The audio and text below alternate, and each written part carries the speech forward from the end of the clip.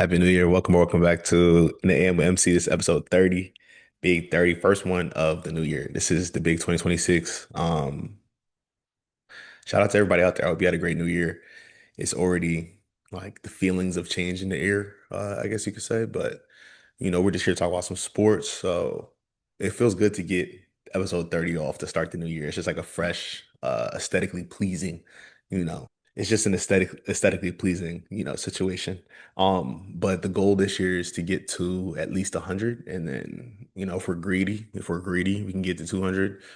But we just gotta be selfish in the right ways, disciplined in the right ways.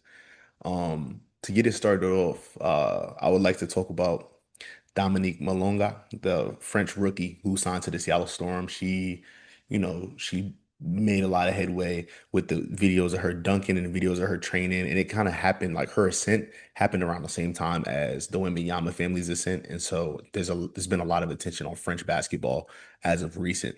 On both the men and women's sides, and I think that Dominique Malonga is really going to take off in the Unrivaled League, barring health, and then that she's also going to have a very successful sophomore campaign. On one of these episodes, I believe it was probably the episode where I talked about the preview for the WNBA playoffs. I was like, the only real counter to Asia Wilson, if you're the Seattle Storm, or to a Brianna Stewart type player, if you're the Seattle Storm, is to play this rookie.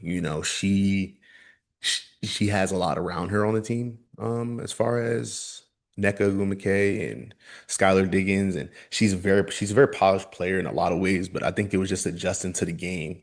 But either way, like their coach should have been fired, bro. Their coach should have been fired because like you can adjust to the game, but you still have to give your player the ability to make mistakes on the court, especially if she's a good player. Like she's too good to be trying to make these mistakes mentally on the bench.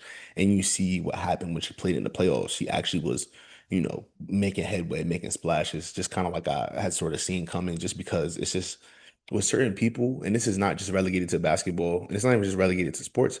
Like you can see that it's just a matter of when and not if. Like you can see that from a mile away, and you're just like, oof, like, whenever that person figures it out, like it is going to become an issue for everybody else. And that's something that I've kind of been able to, see like in the coach in my coaching life, but also as a fan of sports. Like I'm just like, and you're wrong, right? You can be wrong on players. Like I was early on a guy like Austin Reeves, but I was wrong on a guy like Taylor Horton Tucker. Like I thought THT would be, I thought he would be like, averaging 25 right now. You can be wrong. Like things happen. Sometimes you're not necessarily wrong. It's just a situation. Like I was big Alonzo Trier fan, and I loved the run that he had with the Knicks. And unfortunately, he's not in the league no more. But I think he's still a professional basketball player. I'm not sure which league. Malunga's representation had her sign a contract to play in a league in Europe, I believe. And then they reneged on the contract so that she could sign to play in unrivaled basketball. So she's being sued for this. I don't know what the resolution is of the lawsuit. I'm gonna actually see if I can find out after this episode if it has been resolved. But I do know that the lawsuit was filed, and it's like with prejudice. Like they're not only upset that she reneged on the contract, but they're upset at the timing of which she reneged on the contract. I believe she accepted a signing bonus. She probably returned that, but it's obviously about much more than that for them. And then it's also like this arms race of these basketball players. Like, if you're France, right, at the end of the day, like you cherish the players that you have. You cherish Gabby Williams, you cherish Malonga, like you cherish all these players. But then the United States is so attractive and so competitive, and like the lifestyle is so appealing, and your exposure is really appealing when you're an overseas player, because there's the belief that the NBA and the WNBA are the best leagues in the world. But I think that what's about to happen is that that's not going to be the case in at least one of the realms. The NBA, it'll take a longer time to come around. Like I don't think we're going to lose in 2028 per se. I wouldn't be surprised if we did, but we're definitely not going to win 2026 summer FIBA. Like we're not winning FIBA. No shot. Because we lost FIBA a couple years ago with like, a bunch of second and third year guys, Anthony Edwards and younger Austin Reeves. Like we lost. We came in like third place or fourth place. So I think that the United States dominance internationally is gone. downhill for sure. But I also think that the WNBA, like, it's the best league in the world for women. But I think that that could change if the if there's a lockout, right? And then if players decide to spend their off-season time in different ways. This is a massive off-season for, or is a massive season for Unrivaled, right? Because last year Unrivaled outperformed economically. It was big. And I mean, I hate to compare these two because it feels so like random a comparison. But think about like the Big Three league, right? The Big Three was very big in its first year. And then it like dipped a little bit and then it picked back up and now it's kind of like steady-ish. But even then, like they're not making waves. People are not walking down the street wearing Big Three jerseys. Like that is not a reality. But like the first year that they were in, that was kind of more so a reality. Unrivaled, they have new stars this year. Like there's not a lot of return. If you are somebody who's a fan last year because of specific players, no Angel Reese, no Nafisa Collier, no Breanna Stewart. Like there's a lot of players who, no H. Wilson. I think there's a lot of players who you would probably have wanted to see in Unrivaled, who you're not going to be able to see. Paige Beckers is going to be somebody that steps into the spotlight. I think this offers an opportunity for the league to market itself. Now it really becomes about the marketing. And so far, it seems like they've done a pretty solid job. But like players like Malonga, Rakia Jackson, Paige Beckers, these are the kind of players that, as long as they also perform well, it makes sense to market. And it seems like so far they're marketing those players. Just to rattle off a few, I think Sonia Citron can have a really productive unrivaled season and maybe make a little bit more of a name for herself on my Twitter. And you guys follow the Twitter at IntheAMwMC. Um, I tweeted about how essentially Sonia Citron and uh Caitlin Clark don't ever get compared, right? But at the same time, that's regardless of participating in that comparison or trying to make it, when I understand why many people often don't, I can still acknowledge that Citron is very good. Like she really is really good, and I was almost downplaying it at the end of the season because I didn't want people to let recency bias stop them from voting for Paige Beckers. I thought Paige should have won unanimously if she didn't. And so, but at the same time, like Citron is a bucket. She's an absolute bucket. Unrivaled has to have these stars kind of catapult the league and steady the league without the other quote unquote bigger name stars, right? We'll see what happens. We'll see what happens with Unrivaled, with the lawsuit with Dominique Malonga. Okay, let's talk football real quick. So I think that every single person in the world who's ever watched one play of football can tell you that it looks dangerous. It doesn't take an overly educated opinion, an overly, you know, uh controversial opinion to say, hey, this looks dangerous. However, I think that on top of that, right, you also have a different class of people who have cognitive dissonance, and then you have a class of people who it's so violent that it turns them off, right? Like a Chris Borland is a perfect example. I'm sure that Chris Borland, like people that were around him in his inner circle, they probably struggled watching what he was going through. Him retiring was an easy call for himself, and it's unfortunate that that was his reality because he was obviously a very talented player, but that's what these guys are dealing with and going through. And I do think that they a lot of these guys, right, active NFL players, they think that it's good for them to participate in this new media stuff, both running podcasts and being on podcasts and all that, because they think that it adds to their relatability and their likability and all these things. At the end of the day, it helps the bottom line. So no agent is going to tell you not to do a podcast. From a money standpoint. No, like a team might tell you not to say certain stuff, but like you're making, you're making money. And so and they know that, and you kind of, I think that that's a part of the contract in a lot of ways. Like you're going to use your celebrity in a way that you see fit, and for a lot of dudes that like to ATV race and like to do like a lot of dangerous things, this is a way to use their celebrity that's normally not physically dangerous. However, I think that after a while, they have oversaturated their own market, and it has desensitized people to what we were so close to having a breakthrough around with concussion. I don't think that the NFL, but I specifically remember when we were in high school, we were 17, 16 maybe. And we had just watched a crazy game. And it was a bunch of dudes in the room who love football. We're all big football fans. A bunch of us were on the team, But we were like, there's, and this is around the time concussion came out because I think that was 2015 or something. And somebody had referenced it in the room, and we were like, the NFL in its current iteration is not going to exist in 15 years. Now that was 2015, 2016, 2017. So this is us talking about the NFL in 2025 to 2030 to 2035. And in 2025, 2026, like the NFL is different than it was in 2015, right? Like as far as like blindside blocks, you have to show your numbers, right? You can't block behind the play. Uh, like there's a quicker whistle on like quarterbacks getting down, like targeting, like there's all these things that show sign guardian caps, all these things that show signs that the game is trending in a different direction. That it's becoming a different kind of football game. But at the same time, I was kind of making that argument even back then that that's like the NFL can't minimize the violence that football invites. The amount of people that are professional football players, have been professional football players, have been high school, D1, D2, D3, JUCO. The amount of dudes that go out there and you ask them what they like about football, and they tell you violence, they talk about imposing their will and all of this wild, wild stuff, right? All these virtue signaling type comments. Um, it really does, like, it really does make you wonder, does it matter what you put what clothes you have on these gladiators, these fighters? Like, don't get me wrong, like people that suit up and play professional football week in and week out, whether it's the NFL, the UFL, CFL, whatever, like they are putting themselves through a lot. But again, I think that through like think about how they go on podcasts. Our kiddo went on a podcast and he was like, it's playing in a game is like getting in multiple car crashes a week. Like that's actually something that was basically proven in concussion.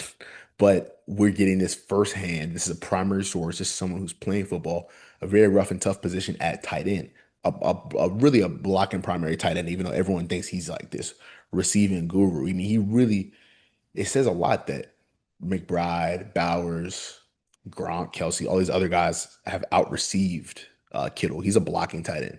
He went to Iowa. He's a blocking tight end. And he said that, and that didn't lead to anything different happening in the game. Does that make sense? Right? Nothing different happened in the game of football because he went on a podcast and said that. If anything, the average fan, who again is in that tier of people who is a little bit delusional, who doesn't really understand what's going on, now they're gonna spitball that fact to someone else. Did you know that getting in a playing a football game is like getting in a bunch of car crashes and then playing again, right? That's not gonna contribute to tangible change in like the aftermath of a lot of these players' lives, right? At the end of the day, if the NFL does not acknowledge CTE and its direct correlation to the football players and its direct correlation to a lot of the activities that happen in a lot of these guys post career lives or these guys' lives getting cut short well before 40, well before 45, well before 35, then they don't have to be liable financially. And like that makes me think about a guy like Mike Evans. So that was a kind of a long-winded-ish intro, all of which I think is relevant context to seeing the Buccaneers game a couple nights ago or a couple weeks ago, because I think it was Buccaneers Falcons or something like that. And I was literally like sitting here watching, and I was recording, and he catches a ball or he gets thrown a ball by Baker Mayfield, goes up to get it, gets clipped, flips over, falls on his neck, like right here, literally right here, crunches his neck. This is a guy who's fresh off of a vertebrae injury. Okay. So wrestling is a perfect example, right? You turn on the TV, you watch wrestling, there is risk, but a lot of it is calculated risk. That's the reason that there's so few, you know, on screen, like documented wrestling related um stoppage based things. Like you can watch, like we were kids, we were watching Jeff Hardy's Swanton Bomb, and they didn't turn the TV off. You know what I'm saying? Now wrestling has changed a lot. Wrestling in the 80s and 90s, I mean, there was a dude who fell out of the sky and died, and then they scooped him off the mat and they just finished the event. It was before the event, they just finished the event, right? So wrestling has changed a ton, a ton, a ton. But at the same time, there's so much. calculated risk versus a sport like the NFL or even a sport like hockey, right? Like there's so much that's up to other people. There was a guy who got, got the rollerblade through the neck and he died, and then the other dude got prosecuted. I mean, duh, like yes, manslaughter. You killed a guy, but then it's like, what is the league at fault at any point? Is the league have culpability? The answer is yes. So you have Mike Evans going up to get this ball. He gets flipped over, crunches his neck, vertebrae injury, and and it's like it's his spine. It's his. I mean, he can easily be paralyzed, broken backs, or nothing to play with. And Kirk Herbstreit, who was a terrible announcer, by the way, terrible. He kind of he starts to bring it up, you know, and he's talking about the reactions of the fellow players. He's like, you can look at his fellow players, right? And the NFL made a decision with Damar Hamlin to stop doing that. After Damar Hamlin, they were like, we're not going to put no more spotlight on other players while people are going through these drastic things. And I would like to think that they did that for a moral reason, but they really did it because they were like, the magic is gonna die. If these people watch this gladiator go down and the other gladiators are scared to go back and dance, then the magic dies. And with Hamlin, like he legitimately, I mean, his heart stopped. Like he legitimately um could have lost his life that day. And he's kind of almost like I don't want to say naive, but he in one sense seems overzealous to be a part of the machine. Like he seems like proud to be there, their poster boy. But on the other hand, you need a job, and these guys have, the way that we treat athletes in society. I mean, you grow up your whole life, and you're just like, I'm the guy, I'm the guy, I'm the girl, I'm the whoever. Like, and then you have ego death, and a lot of these NFL players they experience ego death alongside having drastic brain injuries, alongside substance abuse, alongside anything else you can name. So it is a wild. It's wild that this is what a lot of these guys go through. But on a Thursday night game brought to you by Amazon. Mike Evans falls down. Kirk Herbstreit tries to bring up, what's going on with these reactions. Like I said, I believe the NFL made a conscious decision with all of the networks that broadcast them to move the attention off of the other players when these kinds of things happen, and to get the show on the road, to stall in the booth, to throw on a commercial, whatever they can do. Think about when Tua went into the fencing position, right? They don't show as soon as Tua get hit even a little bit, they flip in the camera nowadays. They don't even want you to think about it, okay?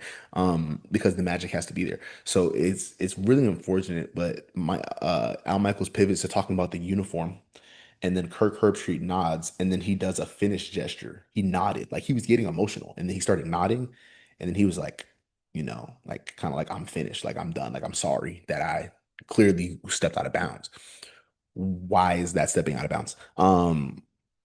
They continue to talk about Mike Evans and his return to injury and neglecting him, and they put the camera on him while he was writhing in pain on the sideline, which is again like it's calculated, right? Like they're not going to put the camera on him during other moments, but if they feel like someone's going to come back in the game, they often will put the camera like right on their face. Um, yeah, I mean, and to a lot of guys who have in the past almost abuse the fact that they are being recorded all the time, have made the NFL weary of things like this. Think about Earl Thomas getting injured. The camera's all on Earl, and he flips. He just throws the bird up, right? Think about Antonio Brown just quitting in the middle of the game in New York. I think it was like Jets Buccaneers. I think that game was in New York. Like that's not a small market. There's a lot of people watching that product. Okay. Um, but yeah, that's my 2 cents on Mike Evans and the NFL and this whole thing behind the iteration of the NFL that we currently know. Like how much longer is it going to last? In my opinion, not 10 years. I think there's a lot of good that the game of football can teach us, but I just don't know if the NFL football is gonna last for 10 more years. I just don't. Um, Sharon Moore, coach of the Michigan Wolverines, formerly. There's a lot going on with these college coaches. I've talked to some people about this, a lot of people now, because I was gonna do this episode a while ago, but and I'm a big Michigan fan, right? And so this was wild. They're Not Like Us by Kendrick Lamar is a great song that is multifaceted and multi-layers and talks about at the end of the day what community you belong to or what communities you serve and serve you, and if you are like them and if they are like you. And if you're not a part of that community, if you're not a part of that team, if you're not a part of that collective, that conglomerate, they not like us. It's very simple. When Sharon Moore did an interview after the whole Connor Stallions and Jim Harbaugh stuff, and he was like caping for Jim Harbaugh and caping for the University of Michigan, I knew immediately they not like us. After just off seeing the interview, the more I learned about the guy, I was like, okay, it seems like there's a lot going on in this dude's life, but he coaches the Michigan Wolverines. Like, I don't have a direct reason to dislike him. When this story came out and escalated in a 24-hour span, I mean, I didn't know I mean, it was real old school. Like, I was driving and listening to the radio, and it happened to come on the radio on the only day I've ever listened to the radio in my car because I couldn't get the thing to hook up. So, and I was just like trying to get home. So I put the radio on. They talking about Sharon Moore. I said, what? Now here's the thing. I think that when you pay these people so much money, um, to do what is essentially the same job that like you pay somebody to do, or somebody volunteers to do, but you pay them so much money, like it conflates what they're doing and why they're doing it. Like, you can be a really good coach at any level, okay? But you're only going to be paid well at certain levels. You can be a really good or a really bad doctor. But once you get placed at like a certain kind of hospital, like you're going to make a really sizable amount of money. And then, yeah, like you can always just max out because we live in a capitalistic society. But at the same time, like with coaching, like I do believe it gets to a point, like at this point, coaching is such a traditional profession as far as the ladder climbing is concerned from the outside looking in, that coaches get to the level of Sharon Moore and they're making $5 to $7 million a year, and they look down at a guy who's a GA making nothing, living in a college dorm, and they're like, I was you at one point and you can be me. But it's like, well, but what are you though? I thought you're here because you're a good coach, because then it becomes about their celebrity. And so you have guys like Lane Kiffin who care way more about being a celebrity at some points in time. You have guys like, I mean, that's hard to follow an example after Lane Kiffin. You have a guy like Trent Dilfer who took over that UAB program and he struggled a little bit, being in the public eye. I mean, a lot of these coaches have had like off the field issues that pervasive like what the team is trying to do on the field. And with Sharon Moore, like this is uncomebackable. He's never gonna coach again, ever. I'm not convinced he's ever gonna coach again, ever. This is insane stuff. Um, it's also hard for me to say with confidence that he'll never coach again in a world where Henry Ruggs is probably going to be a free agent next offseason. He's up for parole, I think this January or next January. So, yeah, Sharon Moore should never coach again. It's disgraceful that the University of Michigan, like, covered up any of this if they did, because they certainly did. And everybody involved should be locked up because, like, Jesus Christ. Talking about Lane Kiffin real quick, just because I was just talking about him. I don't understand. I still don't understand why he left Ole Miss, and it's still people who are like, "Oh, well, that's a no-brainer." Well, I must not have a brain. What are you trying to tell me? I, big fish, small pond, big fish, big fish, small pond, small fish, big pond. With Lane, whether you're in Baton Rouge or you're in Oxford, you're the mayor because you are the head coach of that football team that those people care about. During the months of July to late December, they don't care about nothing else but what you got going on. He's talking about resources. You're not gonna show me the books. Show me the books. Show me the books. Cause the Mannings, you know, put a lot of money into the program at Ole Miss. Like Ole Miss got boosters now. Like don't sit here and talk about Ole Miss like they just poor. Oh well, LSU's they got tradition. Ole Miss don't got tradition. You also have helped them like turn around in recent memory to get back to being like really relevant and really competitive in the SEC, and like all of the dudes that's come out of there in the last couple of years, bro. Like Metcalf and AJ Brown. Like, what are we talking about? What are we talking about, bro? I don't know, bro. Jackson Dart, like there's tons of dudes that you could look at. It's like, well, it's tradition now. Like definitely looking like some tradition to me. Um, But yeah, he went to Baton Rouge. But like I said, like his celebrity seems to be kind of important to him. His son didn't want to leave. Like you have to think about stuff like that too. Like, and we shouldn't have access to all of this. I understand, but we do have access to this. And his son is in 10th grade playing with his buddies. He don't want to go play somewhere else, and he can't, in my opinion, probably. You think his son could go play somewhere in Louisiana? The football they playing out there, Edna Carson and 20 dudes, D1. I don't know, bro. I don't know if his son got the stuff to play over there, but we'll see. Um, the Ole Miss Georgia game was the game of the year, in my opinion. I told my homie it would be. Shout out to my dog Jason. I told him I was like, this is gonna be the game of the year because he said that the Miami game was game of the year. I was like, Miami Ohio State. I said, nah, watch this, and I was right. Trinidad Chambers should have received Heisman consideration, in my opinion. Like, yeah, guys, like stuff matters. Like, he's only played 11 games at the D1 level. He wasn't a starter coming into the year. Like, he came from Ferris State, sure, but he won two national championships at the Division One level. And I think if you win at one level, you can win at another. We use that logic with coaches, but we refrain to do it with players. As I mentioned with Shador Sanders a couple times, right? Like Sanders won in the regular season at Jackson State. So, and he put up numbers in the regular season at Jackson State. So we should have thought he was going to do the same thing in Colorado, which he did. He did not win in the postseason at Jackson State. So we should not have expected him to win in the postseason at Colorado, which he did not. He also, I don't even believe, won in the postseason in high school like that. I think they might have because they played up the street, not up the street, but they played in the league that we coach in basically. So I got to do some research on that. But I think they was getting knocked around a little bit. They might have won one of the years, but I think they was getting knocked around a little bit. Prime Prep, LMAO. Um, Man, this is a really, really solid episode. Beginning of the year. Shout out to y'all if y'all listening, if y'all still here, man.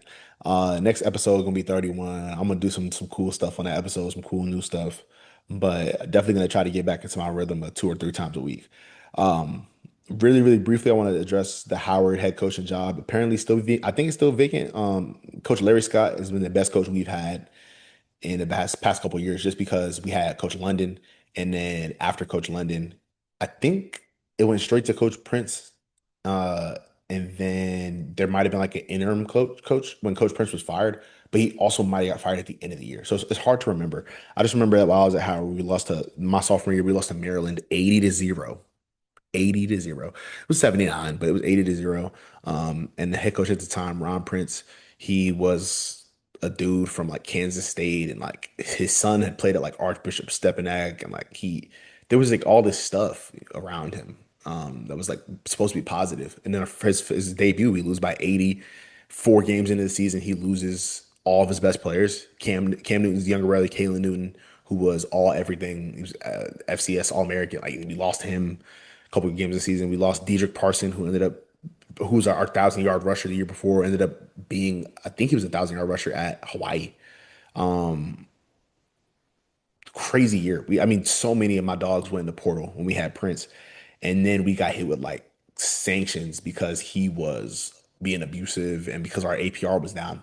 And so when Larry Scott came into the program, he was fresh off of having been Kyle Pitts's tight ends coach at Florida, and he was, I think, an interim head coach at USF or something like that. Came to Howard, did a tremendous job. We won the MEAC twice. We won a share of the MEAC regular season one time, I think,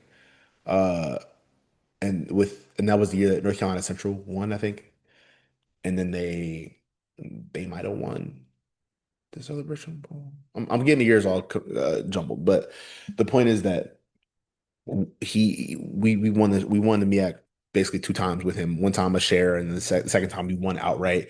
We went to a Celebration Bowl, and we really should have won. We lost to Florida A&M FAMU, but we should have won that game 100%. If you want to look at a preview of that game, please go to the Polar Podcast Instagram page. Me and my dog Makai, who big sports guy, and went to Maryland to do some sports related stuff. We previewed that game A lot of stuff we talked about came up in the game, and then Howard lost that one in the nail biter. But he is leaving to take the tight end's job at Auburn. I think Auburn is smart for identifying talent. He famously turned down a job from Alabama a couple years ago to stay at Howard and keep building. And after he did that, we continued to build what he built over there. So shout out to Coach Scott. I interacted with him a few times my last year there, and he was just a good dude. He just seemed like a really, really good dude. Shout out to Coach Scott. Final thing I want to talk about is the greatness of Amon-Ra St. Brown and Jahmyr Gibbs. Both of these guys will be sitting at home, just like you and me, podcasting, while the while the playoffs are going on, because the Lions went from 15-2, I think, last year to missing the playoffs. They're going to be maybe 10-7, maybe a 10-7 playoff miss. Very competitive division, right? So you can't necessarily predict going into it that a team like the Vikings is going to be so good, or a team like insert whoever here is going to be so good, but. Uh, or the Bears, excuse me. I said the Vikings. I'm gonna say the Bears. You can't necessarily go into it knowing that the Bears are gonna be how the Bears were, or the Packers are gonna be how the Packers were. But at the same time, like I mean, the target is on y'all back now, and Dan Campbell lost his favorite, one of his favorite coaches.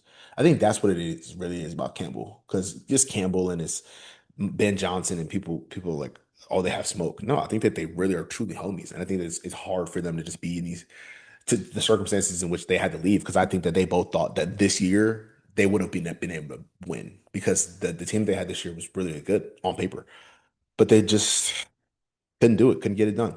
Despite that, I was watching Amon-Ra St. Brown, who was fresh off of like a bad ankle sprain. He was cutting phenomenally. He's some of the strongest hands in the NFL.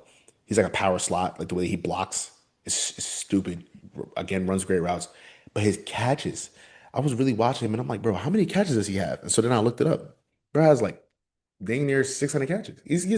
Like 520 catches um for like 5,200 yards. That's nuts. Like that's the production of St. Brown and Jahmyr Gibbs is crazy. It is truly crazy. Jahmyr Gibbs more touchdowns before the age of 24 than Barry Sanders sharing a backfield. Are we serious? This is the same dude who transferred from Georgia Tech to Alabama, and people say he didn't have the stuff at Bama. And he's in the league, and he's 50 plus touchdowns in 2 or 3 years. Like I think he has the stuff, guys. All of that being said, Bijan Robinson is the best back in the NFL right now. I'll talk about that on maybe next episode, maybe not. But that's it for the big 30. Y'all take care of yourselves. Beginning of the year. Happy New Year.